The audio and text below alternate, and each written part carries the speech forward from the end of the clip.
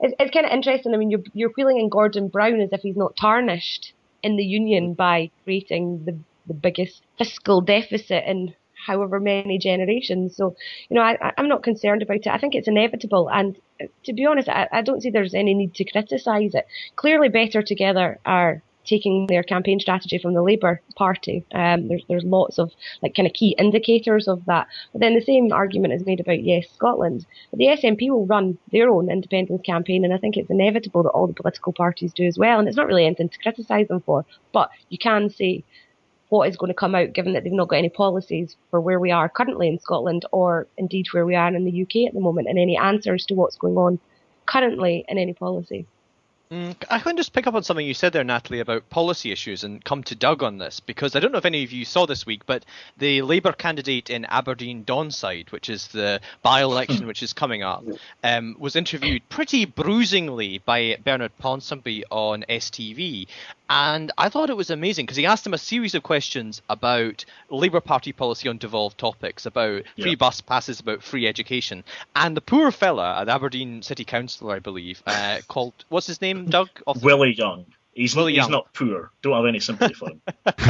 But he was floundering in answer to these questions, unable to say what his position was or what his party position was, clearly out of an anxiety not to disagree publicly with Joanne Lamont. And I thought that was an interesting indicator of the extent to which her speech, her famous something for nothing speech, has really hoisted her colleagues on their petard and created this vacuum of sort of uncertainty, which is really difficult for candidates to push through. I wonder what you thought about that, Doug, considering you are an Aberdeen man yourself.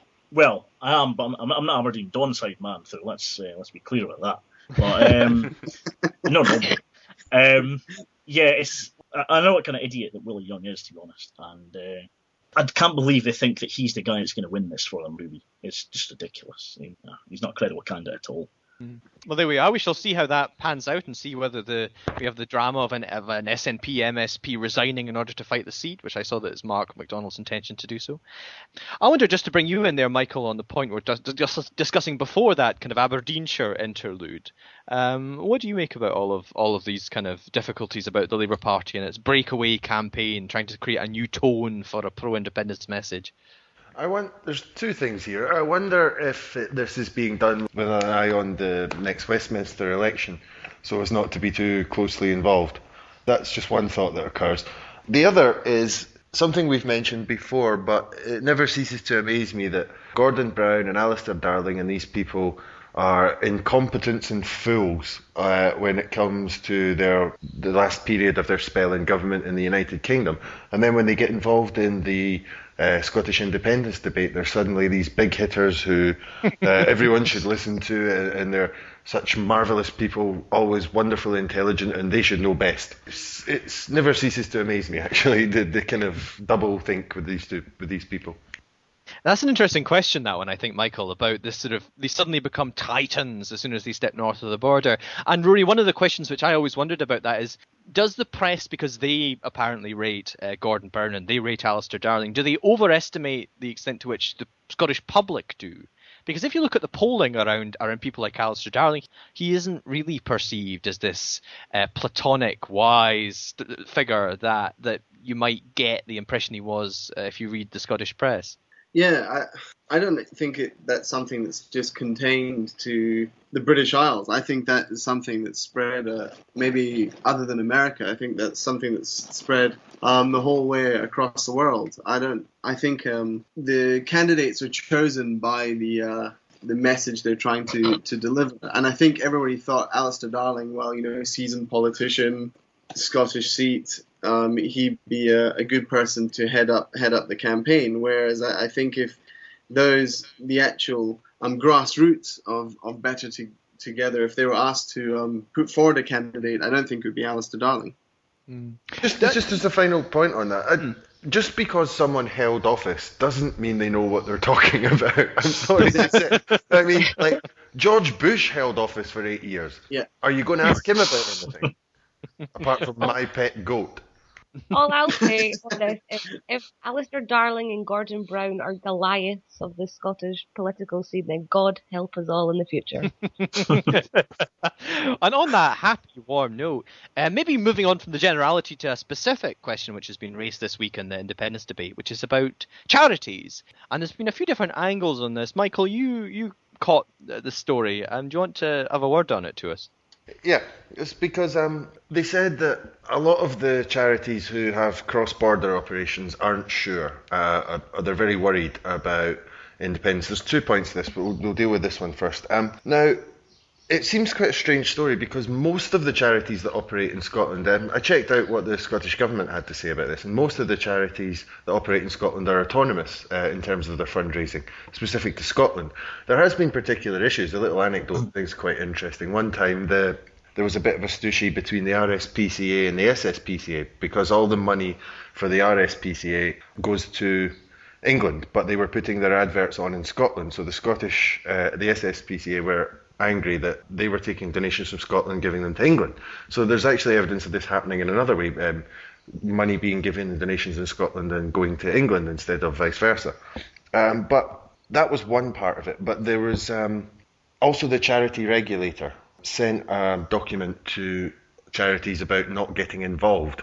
Like there's certain laws about charities being involved in politics.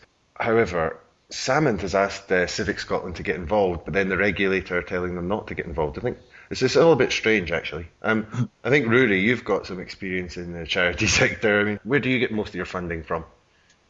Yeah, this was quite interesting. Michael actually sent through some of the articles on it to me, and the first thing is there's very little detail on who exactly these charities are. And I may be wrong, but I know that charity law in Scotland is relatively broad. So I remember a few years ago, off the top of my head, there was a stooshy over public schools and their charity status. So we don't really know who these charities were that were actually approached and asked about this. And it's important because this was based on, apparently, the amount of money that these charities are collecting every year. So they were only asked charities who are bringing in over £100,000 a year. So I think when you look at what a post-independence Scotland is going to look like with a far greater climate of social justice, I think you're actually going to find we'll have fewer charities, but more money to share around those fewer charities. So I think there maybe is a little bit of merit in that some of these charities are going, well, hang on a minute, there could well be a backlash post-independence, and we get rid of some charities like public schools, for example, who do they really require charitable status? Michael.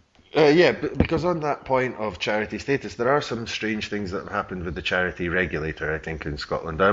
For example, Ruaridh mentioned public schools, but there's also charity status for a lot of kind of holistic stuff I've seen are registered charities. And a Yes campaigner also told me a while back that there was a charity out on the street collecting, and they were Help Our Heroes, with a similar name to Help For Heroes, which is I think is a real charity that deals with injured soldiers. But this group who had charity status were collecting, but had nothing to do with the other group, and were only giving 15% of the money they collected back to the injured veterans. There seems to be some strange things going on with the charity regulator. I don't know. Natalie?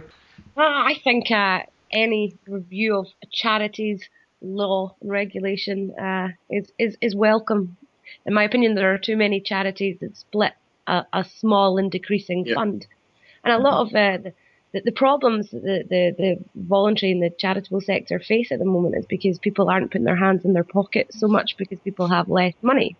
And that's obviously a fallout from, the economic travesty left us by the previous Labour administration being curated so fantastically by Osborne, but I think that's a problem. But so many charities are set up in remembrance of somebody, and I don't want to demean that, because obviously people feel very strongly about it, but they divert money from organisations that are probably better placed to make effective decisions. But in terms of like the third sector and the voluntary sector, I find the stuff that's come out of this quite extraordinary, because speaking to people in the charitable sector and in the voluntary sector, some of them are the biggest proponents for some kind of fundamental change, because not looking at the kind of funding for charities, but in terms of the work that they do working with people in the third sector. The Poverty Alliance, Poverty Assembly last month, and representing an organisation. And it's probably some of the best discussion I've seen on independence and constitutional change. And it was the same last year. Really honest debates about how we can use independence to better the realities for the people that these people are working for. And it was brilliant debate. The politicians weren't there. Which is probably why it was so good. But, so I think that the third sector, within that, there are people really thinking about independence as opposed to being kind of self-interested about their own individual funding, but looking more at the work that they're doing and how it could be better affected by it. So, yeah, I'm not overly worried about these findings.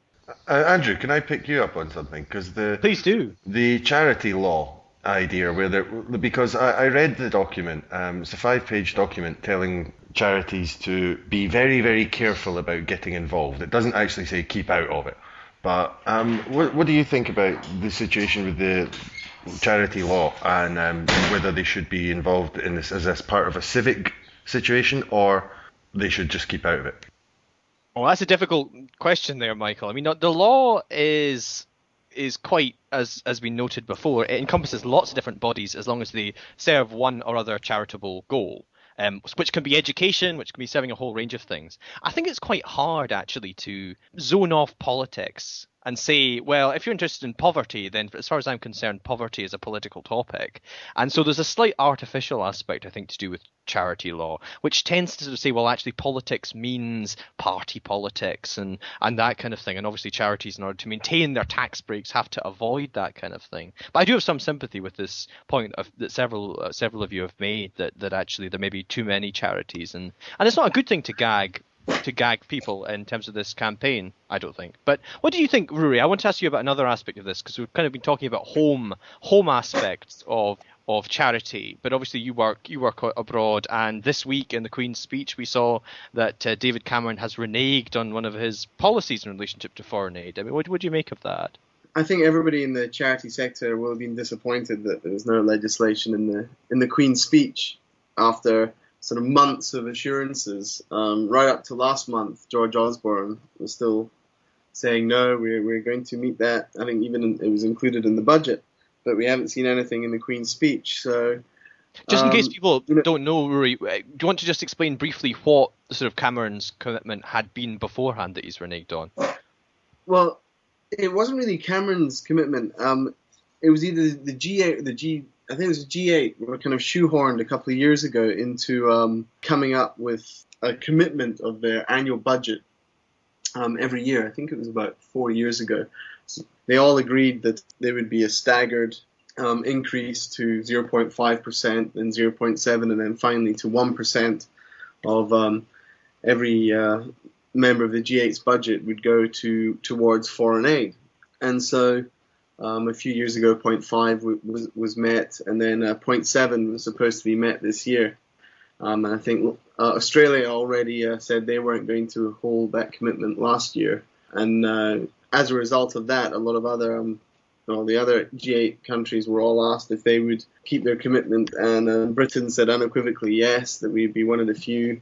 And then apparently there was something mentioned in the budget that it would be included, but then with the Queen's speech, and maybe it's also got something to do with what happened last week with UKIP and the supposed swing to the well, not supposed, but the swing to the right. Maybe it's just something that's not fashionable amongst the electorate south of the border to start talking about giving more money to foreigners.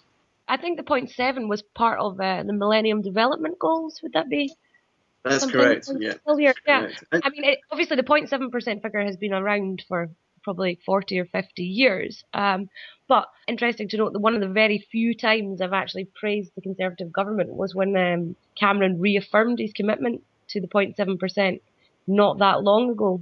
And to see it kind of thrown under the wheels of the UKIP wagon is is something really, really regrettable for us as a society and how we hold our values. And the SNP have said, and obviously it's an SNP commitment, not an independence commitment, but to raise that to 1%. I think part of the thing about the 0.7% is if all the richest countries in